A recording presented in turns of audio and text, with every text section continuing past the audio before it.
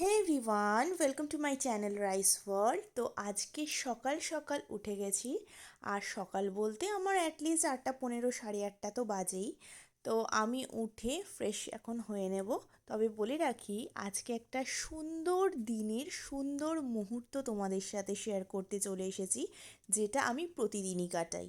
তারই একটা ঝলক আজকে তোমাদের সাথে শেয়ার করব। তো সকালবেলা উঠে নিজের মতো কাজ সব করে নিচ্ছি, কারণ এখনও তিনি ঘুমাচ্ছেন। তিনি ঘুমাতে ঘুমাতে আমার কাজগুলো হয়ে গেলে আমার সবচেয়ে বড় শান্তি। আর সবথেকে বড় কথা, আমি একটু মি টাইম এই সময়ও একটু পাই, কারণ তিনি উঠে গেলে তো তার সামনে মানে স্থিরভাবে বসে থাকার একটুকু সময় পাই না। তার পিছন পিছন আমাকে অলরেডি ছুটতে হয়। সেজন্য এখন আমি ধীর স্থিরভাবে একটু গান করতে করতে ব্রাশ করে নেওয়া, মুখ ধুয়ে নেওয়া একটু করে নিচ্ছি। তারপর তিনি উঠে গেলে তো আরেক জিনিস করতে হবে আর কি। মানে তিনি উঠে গেলে টোটালি আমাকে ছুটতে হয়। মানে জামা কাপড় পরাতে গেলে একবার ওই দিকে চলে যায়, একবার এই দিকে চলে যায়। এইগুলো তোমাদের সাথে কার কার হয় অবশ্যই কমেন্ট করে জানিও।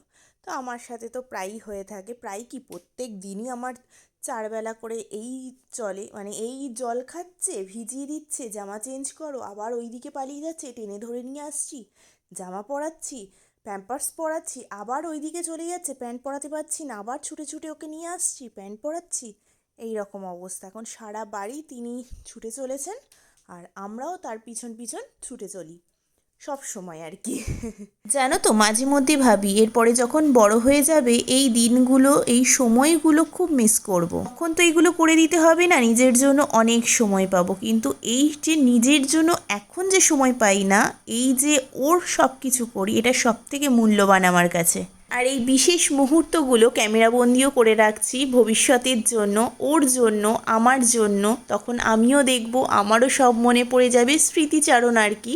তার সাথে সাথে ওরও ভালো লাগবে। ও তো এখন কিছু বুঝতে পারছে না, তখন বুঝতে পারবে, আমারও ভালো লাগবে।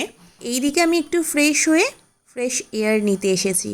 আর জানো তো, আমাদের বাড়িতে প্রচুর গাছপালা রয়েছে, ছোট ছোট ছাদ বাগানে টবও রয়েছে এবং নিচেও বড় বড় অনেক গাছপালা রয়েছে, যেইগুলো এই দুদিনের ঝড় বৃষ্টিতে প্রচণ্ড ক্ষতিগ্রস্ত হয়েছে। শুধু ছাদ বাগানের গাছের কথা বলছি না, নিচে বড় বড় গাছেরও খুব ক্ষতিগ্রস্ত হয়েছে, যেটা আমফানের সময়ও হয়েছিল আর এই বছরও হয়েছে।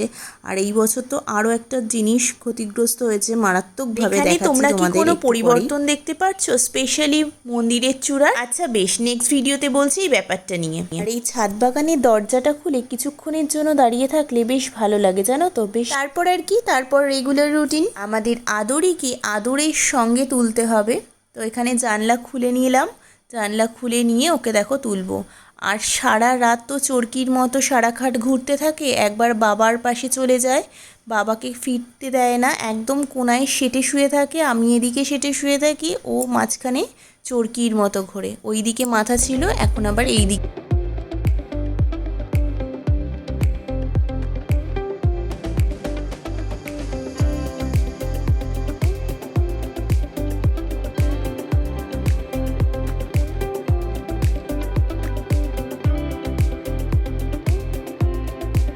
তাকে তো ভালো মতোই প্যাম্পার করে তোলা হচ্ছে, আর সেও বেশ মজা নিচ্ছে, জানো তো। এই দেখো, তাকে মাসাজ করে দিতে হচ্ছে, হাম্পুপুচি খেতে হচ্ছে, তারপর তাকে তুলে নিয়ে এসে মোস্ট ইম্পর্টেন্ট কাজ হচ্ছে ব্রাশ করা।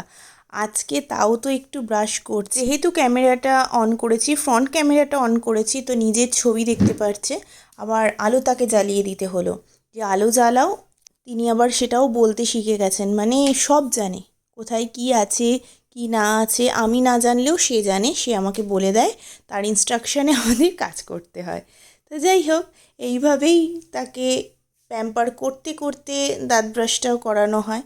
মানে আমি যেই কাজটা 10 মিনিটে বা 15 মিনিটে কমপ্লিট করি, সেই কাজটা তার জন্য 1 ঘন্টা 15 মিনিট আরও হাতে নিয়ে রাখতে হয়, তারপর সেটা কমপ্লিট হয়। তার মানে ভাবতে পারছো তো কতটা লেভেলের। হ্যাঁ, যাদের এইরকম দুরন্ত বেবি আছে তারা সবাই জানো।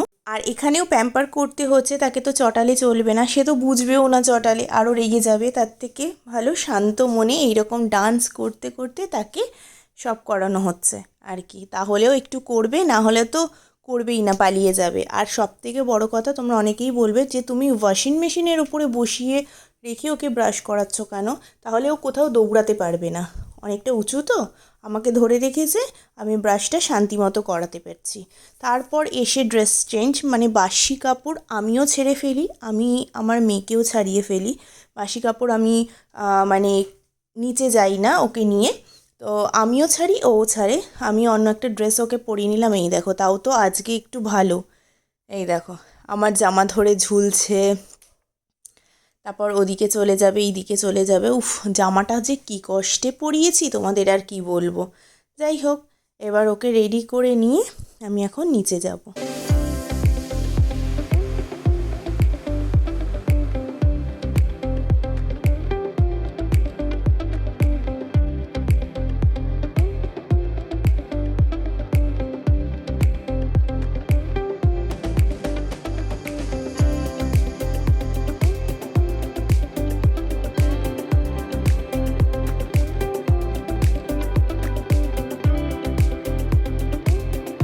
শুধু তাই নয়, তার সাথে সাথে কথাও বলতে হয়, তার সাথে একটু গল্পও করতে হয়, তার সাথে সাথে পায়রা পিজনের সাথে সে আমার আলাপ পরিচয়ও করায়।